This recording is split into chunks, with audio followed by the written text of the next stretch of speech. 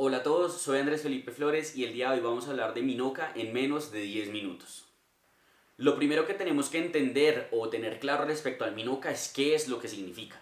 Entendemos como Minoca aquel infarto agudo de miocardio que no tiene lesiones obstructivas en las arterias coronarias, entendiendo esto como una arteriografía coronaria con evidencia de lesiones menores al 50% o incluso sin lesiones. Quiere decir esto que para poder diagnosticar un Minoca tenemos que cumplir con la cuarta definición universal del infarto agudo de miocardio, es decir, una lesión miocárdica aguda con alguna de las otras características que configuran el diagnóstico de infarto agudo de miocardio, y además tenemos que tener una arteriografía que confirme que no hay lesiones obstructivas superiores al 50%.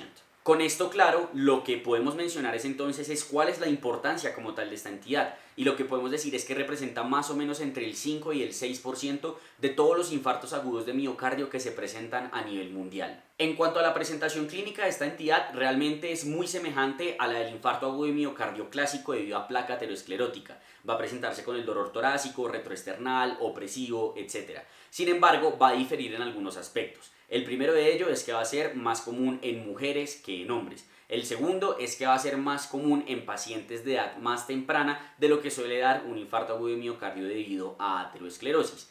En cuanto a los factores de riesgo cardiovasculares mayores, está claramente demostrado que hay una menor prevalencia de dislipidemia en los pacientes que desarrollan Minoca versus los que desarrollan infarto agudo de miocardio tipo 1. En cuanto a los otros factores de riesgo cardiovasculares mayores, la evidencia es discrepante, sin embargo, parece haber que hay menor incidencia de los mismos, tales como tabaquismo, obesidad, alcohol, entre otros. Cuando nos enfrentamos entonces a este escenario donde diagnostico un paciente con un infarto agudo de miocardio, pero al realizarle la arteriografía no encuentro lesiones obstructivas, tengo que seguir un esquema diagnóstico el cual me permita confirmar que verdaderamente estoy frente a un Minoca y no frente a alguna otra entidad. Y para esto tenemos que descartar sí o sí dos cosas. Lo primero son causas no cardíacas de lesión miocárdica aguda, tales como sepsis o tromboembolismo pulmonar. Lo segundo son causas de lesión miocárdica aguda de origen cardíaco pero que no sean isquémicas, tales como la miocarditis o la taquicardiomiopatía de Takotsubo. Una vez definimos esto, podemos pasar a entender o a tratar de dilucidar cuál es la etiología del Minoca. Y cada vez más hay evidencia o se han subdividido o clasificado las causas o las etiologías específicas del infarto agudo de miocardio sin lesiones obstructivas en las arterias coronarias. Para poder diagnosticar estas etiologías y a su vez para descartar estos diagnósticos diferenciales que mencionamos, tenemos varias herramientas diagnósticas que podemos utilizar en estos pacientes. Hay unas que podemos utilizar como tal en la arteriografía, tales como el IBUS, que es un ultrasonido que se realiza a través de la arteriografía coronaria, o las pruebas de estimulación, como la prueba de estimulación con acetilcolina para ver si el paciente tiene reactividad vasoespástica. A su vez, tenemos otras herramientas que no dependen como tal de la arteriografía, tales como el ecocardiograma transtorácico, el ecocardiograma transesofágico, la tomografía óptica computarizada de las arterias coronarias, y la que cada vez cobra más y más importancia y que cada vez se establece como la herramienta principal en el diagnóstico del Minoca, que es la resonancia magnética cardíaca. Como última posibilidad diagnóstica tenemos la biopsia endomiocárdica. El orden en el cual realizamos cada una de estas pruebas diagnósticas realmente va a depender de lo que estemos sospechando como posible etiología del Minoca. Así que para poder entender esto, hablemos de cuáles son precisamente esas etiologías específicas de Minoca. La primera etiología que tenemos es la trombosis arterial in situ, en donde no se genera como tal una obstrucción por placa o algo por el estilo, sino que se genera un trombo como tal dentro de las arterias coronarias. Esto puede ser o porque tenemos una placa que es menor al 50% que por alguna razón es inestable y se erosiona y hace un trombo in situ, o porque el paciente tiene algún estado de hipercoagulabilidad. Estos pacientes se suelen diagnosticar como tal dentro de la arteriografía, en donde se evidencia un evento trombótico sin una placa ateromatosa que lo explique.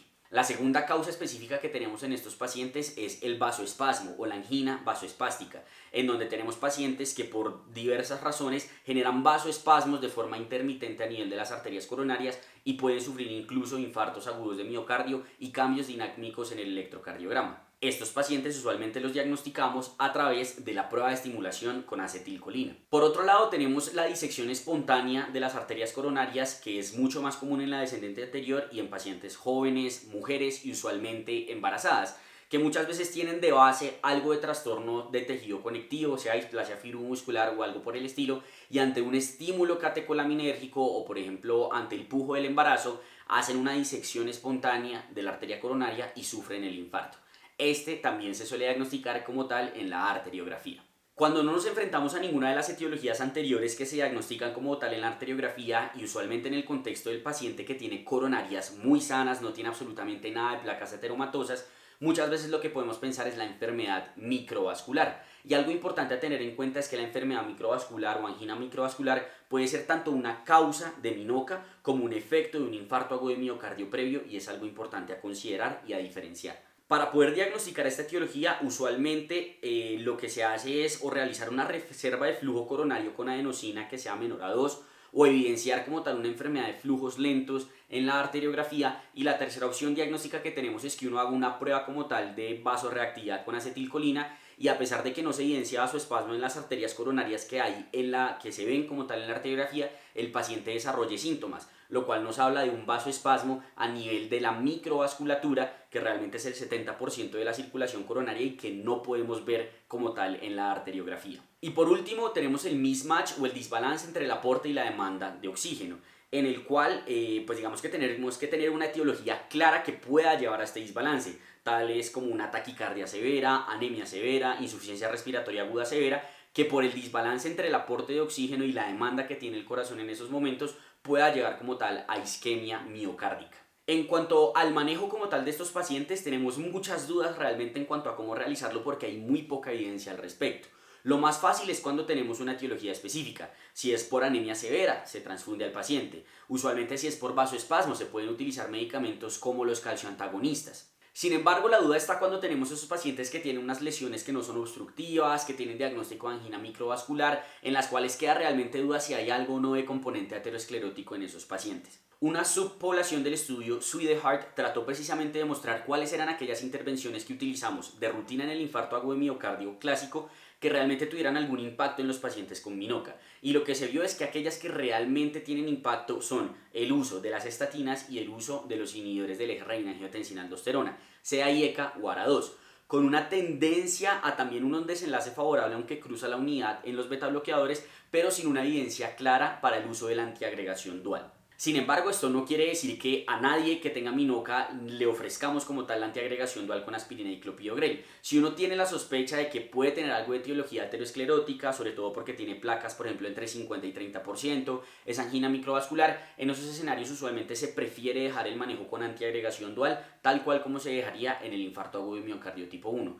Pero si por ejemplo es evidente que es por vasorreactividad o por un mismatch, en esos escenarios definitivamente no habría que poner la doble antiagregación. Así que el manejo realmente termina siendo muy de individualizar al paciente y tratar en lo posible de hacer un manejo etiológico. Espero que este nuevo video de perlas clínicas te haya gustado y hayas aprendido con él. Te invito a seguirme en mi Instagram personal @andresf.med, por donde estoy compartiendo con ustedes muchísimo contenido académico. Y si quieres seguir aprendiendo con nosotros, da clic en el video que aparece en tu pantalla.